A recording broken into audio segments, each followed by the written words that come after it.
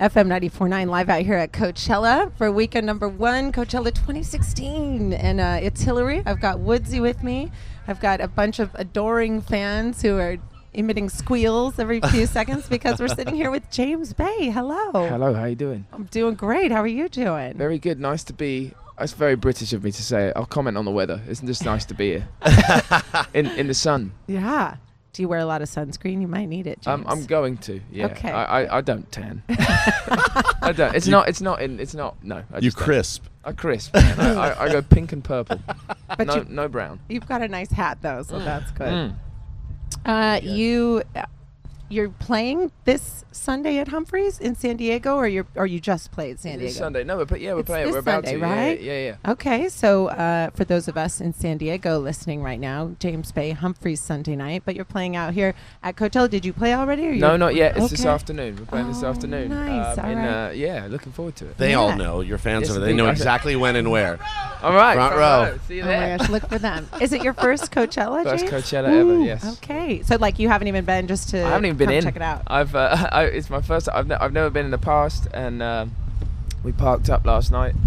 I've gone as far as the showers. Okay. Yeah. I'm looking forward to the actual festival Yeah. at some point. Yeah, it's a good time. It's quite an experience. Yeah. And your first one, you'll never forget your first one. Very Yeah. cool. That's what they say. You've had a really good month. You did 4 nights at the yeah. Hammersmith Apollo. Yes, indeed. What's that? The Hammersmith Apollo is it's a wonderful and very important venue in London and in England and in the world. Like I know the name. Sure. But I don't. That's the thing. There's a great story about Bruce Springsteen. The first time he ever played in the UK and in London was in, I think, about 1978, which is strange because it was kind of after 2 or 3 albums. I think it was the Born to Run. Oh. And he came in, and there's actually an incredible movie kind of the whole concert, and it's just a fantastic performance. But the story is that he came in, and there was posters all around the venue, and there was flyers on all of the seats, and he'd been sound checking, he'd been doing his thing, and a couple of hours before the gig, he was outside just looking at the side of the venue, and he saw the poster, and it said London is finally ready for Bruce Springsteen, which is kind of cool. That's Yeah. kind of hype, you know.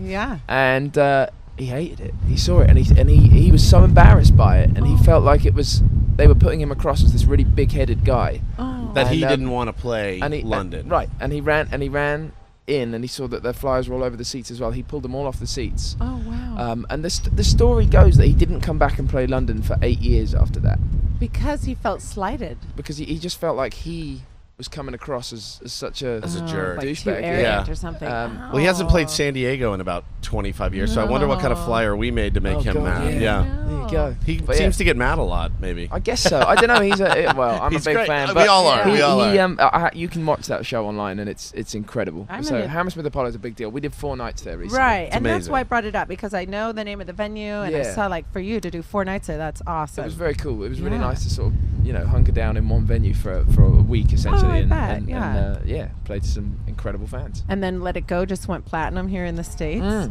And so Yeah. congratulations. Thank that's you. huge. Well, and thank you, then, America, for, yes. for On liking behalf it. of America, James, you are You're welcome. welcome. Our pleasure. Very cool. And then you played Austin City Limits, the television show, Yeah, too. I That's mean, legendary. Wow, that is- I've only about an hour ago I stopped kind of shaking from the excitement of it was a really big deal. The guys who have run it for 40 seasons or whatever, right. they had no idea that we even knew about it, and I've been watching it and following it since I was about 13. Oh, wow. And obviously it's a huge deal, and Yeah. they didn't know that it was even any kind of deal in England. Huh. And it is. You can find it, and like later with Jules Holland here. yeah, maybe, yeah. right? It's sorry, Jules. It's better than that. Yeah. But we don't have the kind of platform for music on TV. So Jules is flying the flag, Right. and he's nailing it. But it was just a huge thing for to get to play it, and it was. I really had to keep it together as best I could, and it was a great crowd, and it's an amazing studio. So Right it was a lot of fun. That's awesome. You recorded Chaos and the Calm in Nashville. Yes. Why Nashville? Well, it wasn't essentially like Nashville that was the big draw for me. I was, entirely unknown as an artist, but with a load of songs ready to make an album.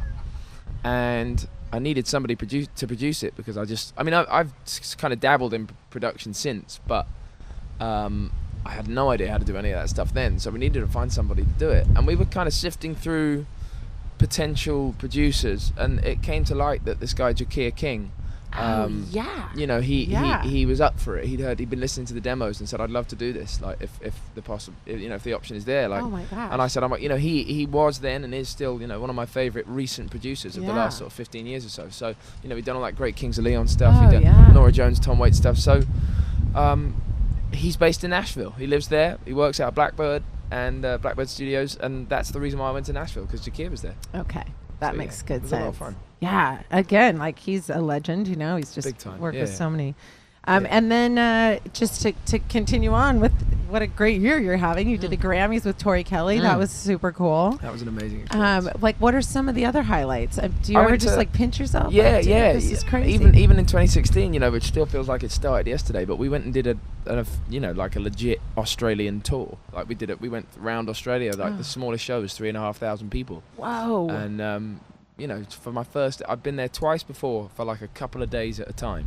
Like the first trip we were there for about 4 days. The second trip we were there for about 2 days, just in and out, which is tough all the way down to the other end of the world. But it was fun, and they're great over there, and they really, you know, they keep playing my music on the radio and stuff. So we went out and we were able to do a whole sold out tour. It was amazing. I played one of my biggest shows of, you know, ever was it was 6,000 people in Sydney. Like the shows, the audiences were incredible. Like, that's so fun. So that was literally the start of the year. It's the first thing we did this year. Well, speaking of big shows, just wait for this afternoon. I'm excited. It's going to be amazing. Really excited about it. I'm looking forward to playing. Obviously, you know, Coachella's reputation is enormous. Yeah, it's a big deal. Can't wait. Well, James Bay, thank you so much for coming by. Of course. And have fun today out there, and have a great time next Thanks weekend. for having me. It's so good to meet you. Nice one.